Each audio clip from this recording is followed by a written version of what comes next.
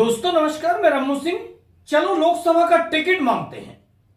ऐसा लग रहा है, ऐसा लगता है जैसे लोकसभा टिकट मांगने का सीजन चल रहा हो, क्योंकि कई नेता ऐसे हैं जिन्होंने नगर निगम चुनाव के दौरान महापौर का टिकट मांगा, फिर विधानसभा चुनाव में विधानसभा का टिकट मांगा, अब लोकसभा का टिकट मांग रहे हैं। कुछ नेता ऐसे भी हैं, उन्होंने विधानसभा का टिकट इस और उस विधानसभा से मांगा, यानी कई विधानसभा सीटों से उन्होंने टिकट मांगा, कहीं से भी मिल जाए। अब लग गए हैं वही नेता लोकसभा का टिकट मांगने। वैसे टिकट मांगने में लगता ही क्या है? कुछ वर्षों पहले टिकट मांगने के लिए नेता चुनाव के थोड़ा पहले जनता के बीच कुछ ज्यादा दिखने लगते थे।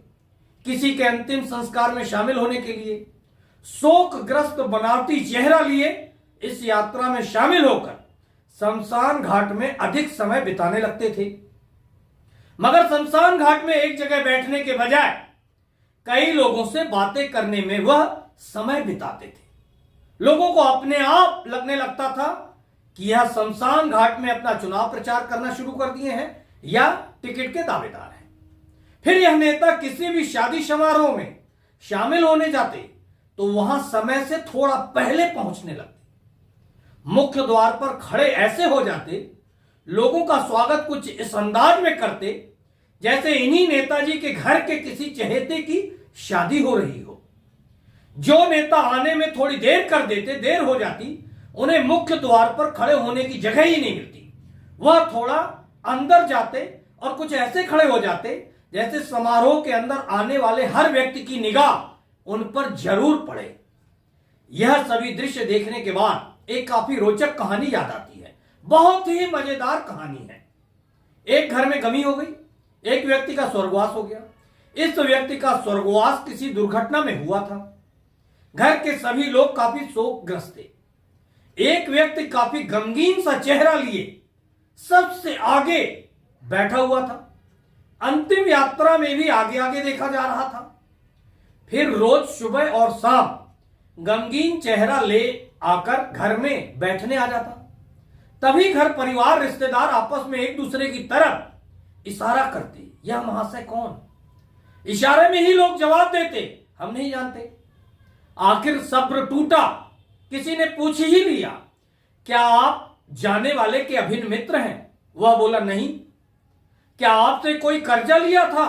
वह बोला नहीं। क्या आप इन्हें बहुत अच्छे से जानते थे? वह महाशय बोले नहीं। अब कुछ समझ में नहीं आ रहा था कि फिर इतना गमगीन होने का कारण क्या है। तब उसने बताया कि मैं एक वकील हूं, मैं चाहता हूं इसके दुर्घटना क्लेम का केस लड़ने के लिए आप मुझे मौका दें। यह सिर्फ एक मजेदार मजाकिया उदाहरण है, आगे आप समझदार हैं। ऐसे ही अब टिकट मांगने वालों का भी किरदार काफी बदल सा गया है। बदलते हुए समय को देखते हुए नेताओं ने अपना रोल भी काफी बदल दिया है। अब न जनता के बीच में जाना है, न जनता की समस्याओं पर आवाज उठाना है, न जनता के लिए संघर्ष करना है। धरना, आंदोलन, प्रदर्शन बीते जमाने की बातें हो गई। इसलिए अब टिकट में मांगने वालों ने दीवारों का सहारा लेना शुरू कर दिया है। बड़े बड़े मोटे मोटे अक्षरों से दीवारों पर जगह जगह अपना नाम लिखवा रहे हैं यह नेता, कि लोग जाने हम ही हैं आपके नेता, हमको ही लड़ना है लोकसभा, हम ही लोकसभा लड़कर आपका भला करेंगे। भले जीतने के बाद सिर्फ अपना भला करते नजर आए, जैसे अधिकांश लोग कर रहे हैं। क्या आप लोगों को लगता है, क्या आप लोगों को दिखता है कोई ऐसा नेता जो पूरे लोकसभा क्षेत्र में जनता के लिए आवाज उठा रहा हो, जो जनता की समस्याओं पर बोल रहा हो, जो सड़क, बिजली, पानी के बाद रोजगार की बात भी कर रहा हो, जो युवाओं को काम देने दिलाने की आवाज बुलंद कर रहा हो?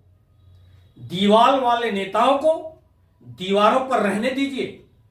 आप तो ऐसे नेता को ढूंढिए जो दीवारों से निकलकर दिलों तक पहुंचे, आपकी उचित आवाज बन सके, क्षेत्र का विकास कर सके, समस्याओं पर मौन धारण न करे, खूब पैसा कमाने की रेस में न शामिल हो, पैसा जोड़े, पैसा समेटे, मगर क्षेत्र के लोगों के लिए, क्षेत्र में रोजगार के अवसर बढ़ाने के लिए कुछ काम भी करे, कुछ विकास करने का जुनून भी दिखे। बाकी दीवाल वाले नेता अगर लोकसभा का टिकट पाते हैं और चुनाव जीत जाते हैं तो अगले 5 सालों तक इन्हीं दीवारों पर आप और आपकी समस्याएं सर पटकती नजर आएंगी। इस खबर पर आप क्या सोचते हैं, कमेंट्स बॉक्स पर लिखकर बताएं। इस चैनल को सब्सक्राइब करिए, बेल आइकॉन दबाना बिल्कुल मत भूलें। बहुत बहुत धन्यवाद दोस्तों।